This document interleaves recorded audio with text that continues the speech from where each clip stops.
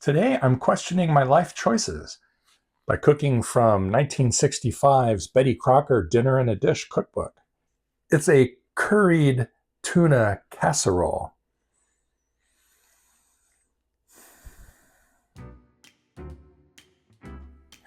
I stole this book from my parents' house many years ago because there was one recipe in it that I really liked and I wanted to have it on hand for a reference.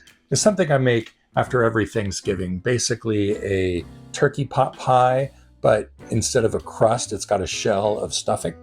But I haven't made any other recipes from this book. And really the only reason I've kept it around is because it's good for kind of a nervous chuckle reading through it. It's got all of your stereotypical recipes, terrible looking recipes from the 1960s. It's got your aspics, it's got your casseroles, it's got weird amalgamations of Midwestern dishes with ethnic, exotic stuff kind of thrown in. The picture's kind of pretty. It's got lots of colors. The curry toppings, as Betty calls it. I'm just going to assume that Betty herself wrote this book in the 1960s. I've not had any curries that look like that. I did a little bit of research online because I was curious what the heck she was talking about. It is colonial, of course. It's something that the Dutch would do. They would throw these big banquets and have these little dishes as a sign of how prosperous your colony is. The more variety and range of dishes you could provide to go on top of your rice for your visitors, the better your colony was, apparently. It sounds pretty appalling to me, both the history and the version that's in this book. I'm not looking forward to eating it. There's many ways that I could have done this differently, but I followed exactly what is in the book, even with the toppings on top. We'll see. I have very low expectations. But let's get to the ingredients. It's hard to imagine ingredients more white than this, especially considering this is called a curry, but here we go. We've got 2 cups of cooked rice, just plain cooked rice. It called for a 6-ounce can of onions, drained and cut in half. I could not find canned onions. I did find a 12-ounce bag of frozen pearl onions, and so I just used half of those and cut them in half, just like the recipe says. Betty called for 2 cans of tuna, 6.5 ounces drained. As we learned when I did the cat treats video, tuna cans have shrunk in recent years, mostly due to an illegal price-fixing scandal that actually sent some people to prison. Typical can these days are 5 ounces. So I have 3 of those, and I'm going to use not quite all 3 cans of meat. There's a can of cream of mushroom soup. Cans now are the same size as then, so we don't have to worry about shrinkage there.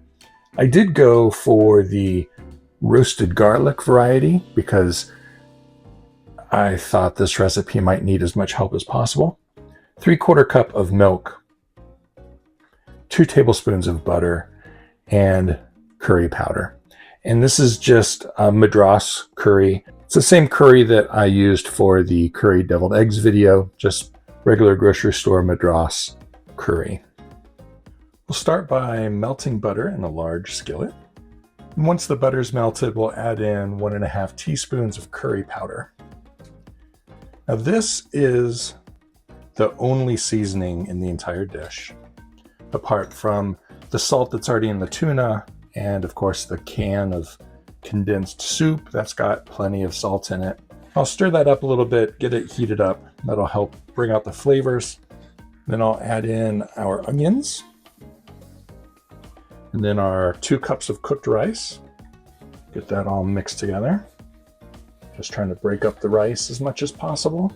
We've got 3/4 cup of milk and our can of condensed mushroom soup. That's good soup. Stir that all up. And then finally we'll add in our tuna and mix all of that up. Then we're just going to pour it all into a 2-quart casserole dish. I don't have a pretty round one like Betty does in the book. I've just got this plain old square 2-quart casserole dish. So I'll just pour it all in. Smooth out the top a little bit. There we go. I don't think I can make it any prettier than that. I've got the oven heated to 350 and it's going to go in for half an hour.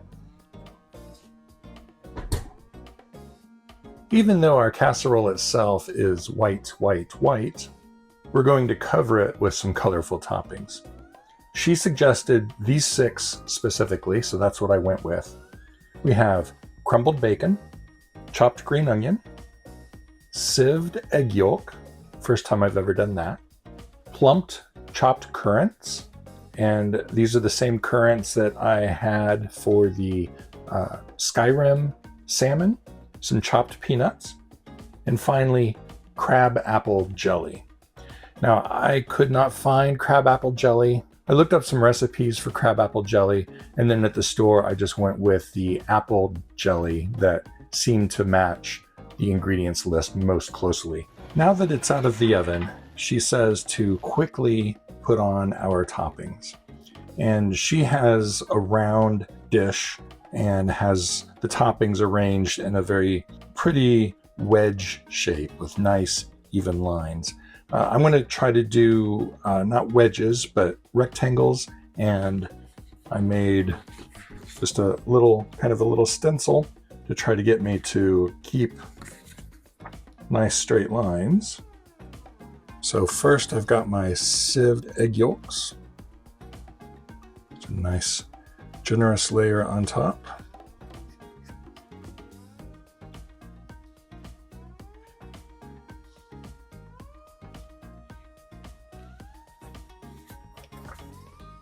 And then some chopped peanuts.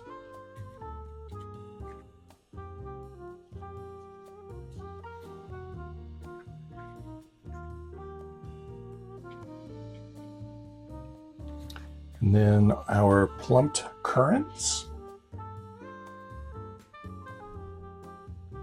Just the first row. Now we'll cover that up and go for the second row. We've got crumbled bacon.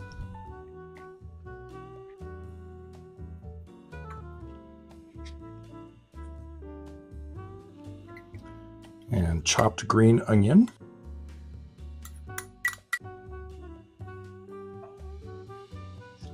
And then finally, apple jelly. I guess asking for a chutney was a little bit too much in 1965. So Betty went with crabapple jelly. Let's take off our templates here. Doesn't that look horrendous?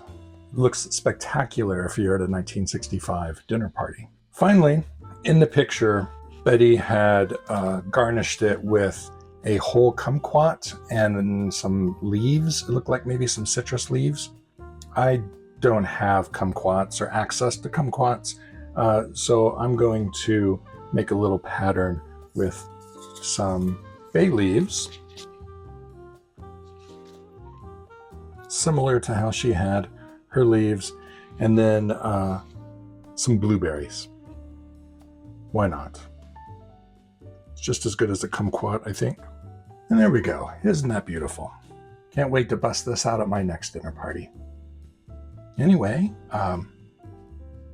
order up. Now that I've got all of the glamour photography out of the way, let's go ahead and serve this up. Definitely take off the bay leaves. Don't want to eat those. I guess I'll just scoop, I don't know, kind of from the center to get a little bit of everything. It looks like tuna casserole on the inside. Be sure to get some of these raisins, currants, and a little bit more of the bacon and onion. There we go. So, nice little mix of everything. Let's try it out. Betty Crocker's 1965 Curried Tuna Casserole.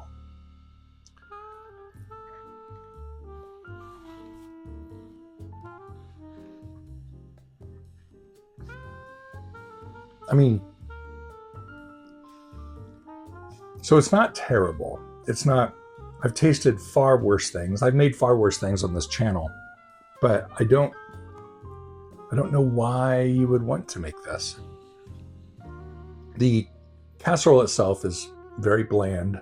I can feel the texture of the rice, but it was unseasoned rice. I think I added a little salt while it was cooking, just because I normally do, but that was it. It was just plain white rice. The little pearl onions are in there, but they're not all that flavorful themselves. They've been frozen, or had I been able to find them, canned. So they add a little bit of texture, but not much in the way of flavor. The tuna, very mild. And the curry, there was only 1.5 teaspoons in that whole casserole. Enough to give it just the barest hint of yellow color, but really not enough to make it taste like a curry.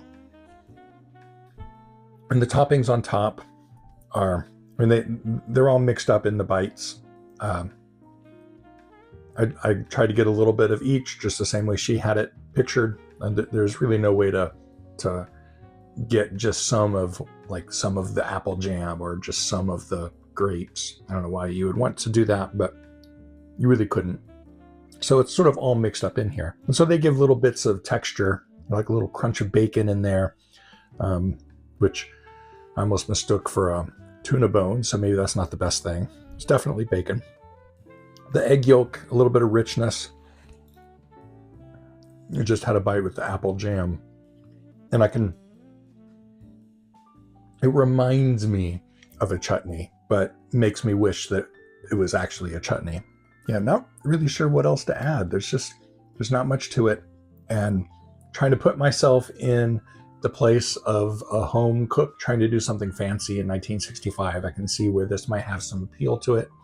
It's kind of got that warm comfort that a casserole has. But for today's palate, it is not good, and it could be done so much better. I guess I'm glad that the random number generator didn't land on an aspic. There's plenty of those in this book, and that would have been just horrific. It's not terrible. I'll eat it. I'll finish the rest for lunches the next couple of days. So I guess it could have been much worse. I think I will take this cookbook and move it off of my cookbook shelf into the general library. Maybe put it over by the horror section so it doesn't accidentally get picked again. Thanks for joining. Look forward to seeing you next time, where hopefully we'll get something a little bit better on the Random Recipe Project.